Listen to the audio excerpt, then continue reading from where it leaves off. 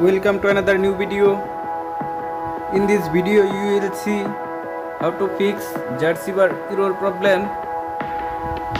Please follow complete the process.